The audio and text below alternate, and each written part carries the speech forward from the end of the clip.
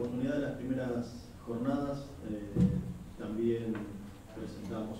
un trabajo un poco panorámico acerca de las investigaciones que se han realizado en Argentina, particularmente en relación a la historia de las bibliotecas populares. Quisiera ahora, pasado 2 años y alguna serie de buenos trabajos que se han publicado últimamente, presentar alguna serie de constataciones y en especial un problema específico para seguir avanzando en esta materia. En los últimos años en Argentina, los estudios históricos sobre las bibliotecas populares y en general sobre las bibliotecas se incrementaron notablemente en cantidad y también en calidad. Se publicaron algunos libros, capítulos en compilaciones dedicadas a temas culturales y literarios, aparecieron varios artículos, otras tantas ponencias y también se iniciaron tesis de grado y de posgrado sobre el asunto. En síntesis, después de mucho tiempo y de unos muy buenos trabajos aparecidos en la década del 90 bajo el prisma de la historia social, como el de José Luis Romero, pero sobre todo de algunas aproximaciones más o menos sistemáticas y de resultados inconexos unos de otros, hoy disponemos de un corpus de indagaciones sobre el cual es partir para extraer una serie de constataciones. La primera constatación que quisiera remarcar remite a la producción social y cognitiva de las bibliotecas populares y también obreras, y por lo mismo a la exigencia que requiere recapitular, clasificar, ordenar e interpretar el archivo que testimonia la historia de las bibliotecas. Una clasificación inicial puede indicarse del siguiente modo. De un lado, se extienden los vestigios que dejaron a su paso los que supieron hacer las bibliotecas.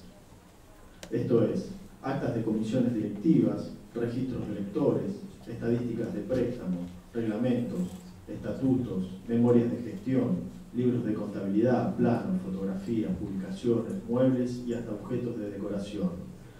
Las fases materiales y simbólicas impresas en esas presencias aluden también a una representación de lo que fueron y de lo que quisieron ser. De otro lado, podemos ubicar los testimonios producidos por el propio Estado en sus diferentes jurisdicciones. Tenemos leyes, decretos, reglamentos, protocolos, informes de gestión, inversiones de distinta índole en subsidios, en libros, en viáticos, estadísticas de bibliotecas, censos, revistas de la especialidad, eventos y hasta audiciones de radio. En términos generales, podemos decir que el Estado se relacionó con las bibliotecas populares y obreras mediante la elaboración de una malla procedimental generadora de conocimientos y haceres de y sobre bibliotecas, que a su tiempo y alternativamente le permitió al Estado alentar, controlar, direccionar y condicionar. Finalmente, se encuentran unas producciones discursivas que, por una parte, refieren a las intenciones testimoniales o ficcionales, como las que hablaba José Luis, como pueden ser las notas periodísticas o los fragmentos que pueden hallarse en memorias biográficas o en las escenas literarias. Y por otra parte, tenemos una serie de discursos relativos a la profesionalización progresiva del saber sobre las bibliotecas, que se expresa en polémicas, en artículos de revistas, en ensayos y monografías de la disciplina bibliotecología. La segunda constatación remite a la reunión de ese archivo y constata, hacia finales del siglo XIX y principios del siglo XX, la emergencia de un campo bibliotecario, en el campo en el sentido que Pierre Bourdieu le dio al término, y que al expandirse entonces modificó las prácticas y los ritmos en estas organizaciones llamadas bibliotecas populares. La colección de esos documentos, cuyo valor reside en la reunión que le otorga significado y en el poder de evocación que sustentan, remite a la institución social de la biblioteca, en el sentido que una parte de la tradición filosófica francesa del siglo XX le dio el término institución, es decir, no como una organización singular o un conjunto de tales, sino como la sucesión de acontecimientos de potencia durable que fundan una experiencia social sobre la cual se asientan otras que les son venideras y que solo en ellas adquieren sentido. En Argentina, La fundación de la Biblioteca Pública de Buenos Aires en 1810 significó un antecedente fundamental, pero, en rigor, es en 1870, a partir de la ley de fomento que dispuso el Estado Nacional para la creación de bibliotecas populares, que cuando las personas empezaron a tomar conocimiento y a tener una manifestación tangible de lo que era una biblioteca. El siglo XX, el inicio del siglo XX, proporcionó experiencias sociales de muy distinto cariz ideológico, político y cultural. Aun cuando muchas organizaciones consideradas de modo singular tuvieron una trayectoria zigzagueante y en ciertos casos incluso devenires algo trágicos, aun cuando el Estado acompañó de manera, no acompañó en la misma medida en que la demanda social lo exigía, aun cuando la industria cultural puso a disposición de las personas más y más productos para ocupar el tiempo libre, la resultante de esa prolongación en el tiempo creó un consenso sobre las bibliotecas y sobre las lecturas que superó las posiciones antagónicas que esa pluralidad de enclaves ideológicos y culturales suponía. La tercera constatación, entonces, se refiere a ese primer periodo del siglo XX que va desde el inicio del 900 hasta los años 30 y se puede prolongar incluso un poco más allá. Pensar ese momento histórico fundamental para las bibliotecas, hay que considerar un hecho inicialmente incontrastable, que es en 1908 el restablecimiento de la Comisión Protectora de las Bibliotecas Populares en su articulado original de 1870, pero con un decreto reglamentario completamente nuevo. La escasa bibliografía de la que hoy disponemos, en general de un carácter más bien introductorio, leyó este fenómeno como una reacción conservadora ante la proliferación de las bibliotecas alentadas desde las izquierdas. La hipótesis es de Nicolás Tripaldi. Esta hipótesis, que aún debe corroborarse, reviste de la potencia suficiente como para hacer crecer las indagaciones, en especial para evaluar los posicionamientos en el campo de los discursos bibliotecarios sobre la lectura, urdidos ahora entre lo popular y lo obrero. Una primera dimensión de análisis para juzgar dicha hipótesis es el carácter refractario del relato público de la Comisión Protectora en relación a las culturas de izquierdas. La publicación de las memorias de gestión de 1915 y 1916 dejan testimonios de esa posición. Cuando, por ejemplo, los funcionarios a cargo del programa explicaron la introducción de lo que por entonces se conoció como bibliotecas elementales, una innovación administrativa que los facultaba de manera inédita a fundar establecimientos sin esperar que la sociedad civil demandara esa presencia, lo hicieron con un doble objetivo. De un lado, alentar la formación de las personas en cuanto al desenvolvimiento de la vida práctica con obras de carácter técnico, pero por sobre todas las cosas, con libros que estaban pensados para cultivar la faz moral e intelectual de la sociedad. Y por el otro lado, y ahora sí en una referencia clara a las culturas de izquierdas, indicaban que esa formación contribuiría, cito, a defender nuestras fronteras de elementos extraños, portadores de sentimientos y modalidades no siempre armónicos con el interés de la nacionalidad. 10 años después, es decir, alrededor de 1929,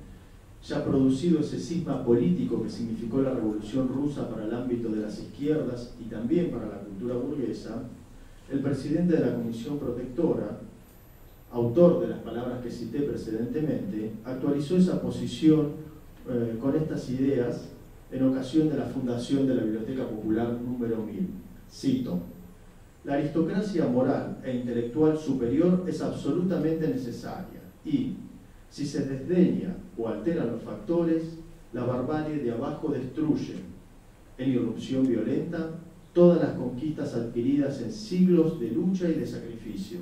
para llegar, en definitiva, al despotismo de la ignorancia, cuyo exponente fiel es el Soviet ruso, que consagra tiranías más duras y situaciones más míseras para los inferiores, encadena a los obreros en sindicatos o en asociaciones de carácter medieval, que son la negación absoluta de la libertad del trabajo y suprimen la individualidad, base de la libertad civil, para que domine la omnipotencia irresponsable y absurda del Estado. Fin de cita. Al finalizar la década del 30, ese espíritu permanece intacto en la comisión, aun cuando se produjo un cambio de dirigentes. Juan Pablo Echagüe, que fue el nuevo presidente, era desde ya un intelectual de mayor relieve que sus predecesores y por lo mismo logró distinguir en sus discursos públicos cierta admiración por el sistema bibliotecario que se había formado en la Rusia soviética de los fundamentos políticos que sostenían ese dispositivo. Así, por ejemplo, luego de brindar algún elogio, subrayaba: quisiéramos ver las bibliotecas para obreros, desprovistas de todo matiz político e ideológico, actuar como puros agentes educadores y de nacionalización. Fin de cita.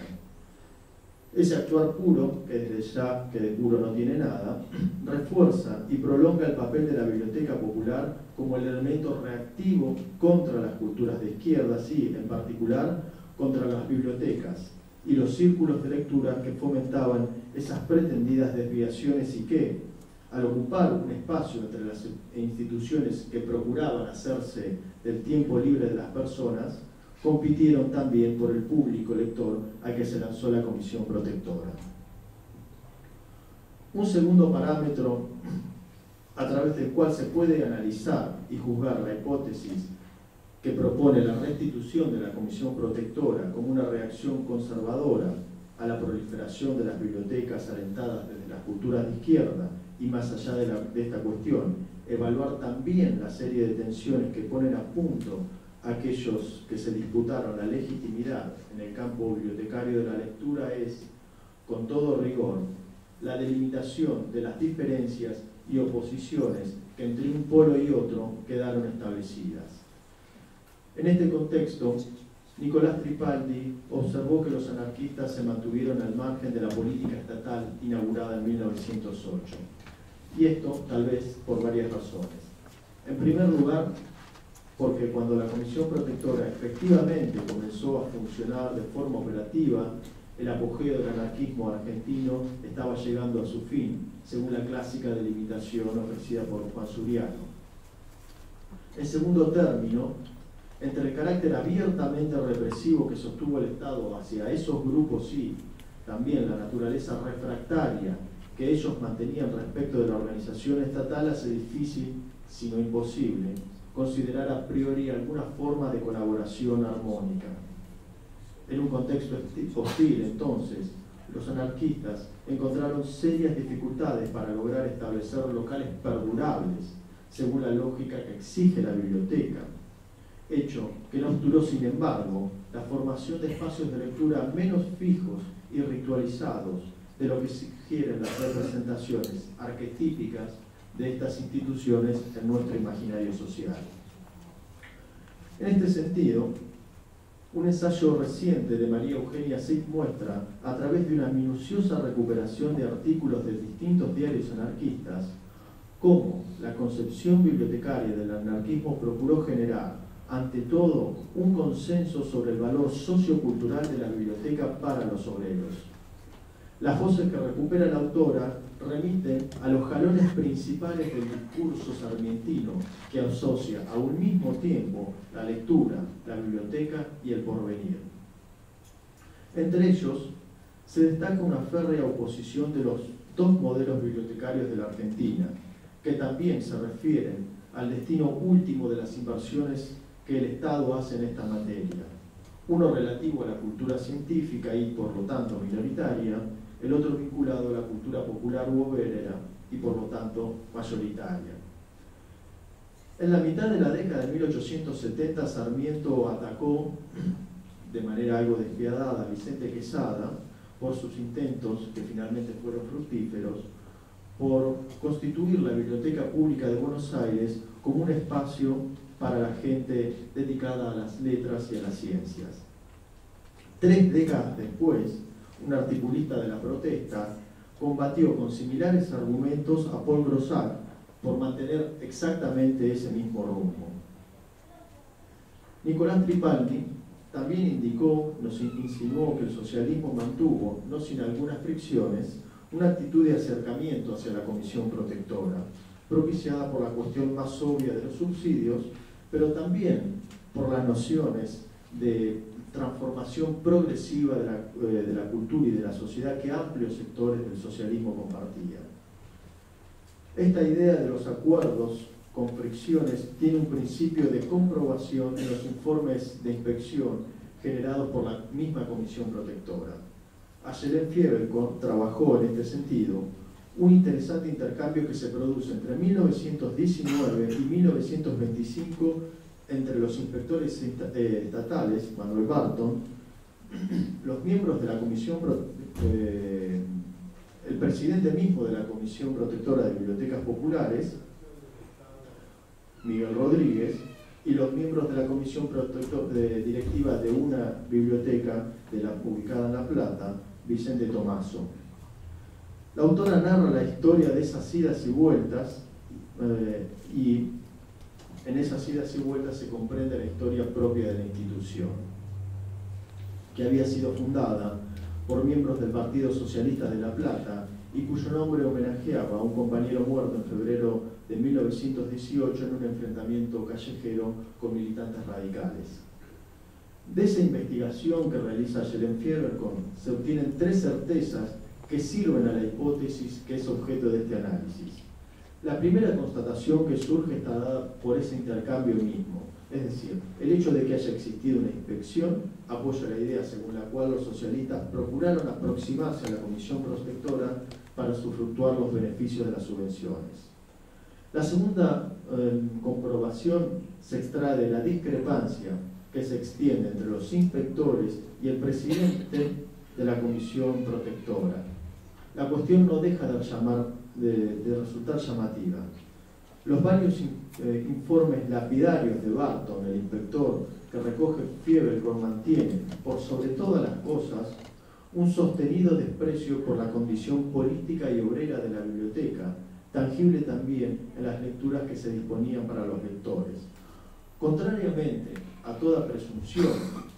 guiada por ese discurso refractario del que mencionábamos con anterioridad, el propio Rodríguez, autor de las palabras citadas,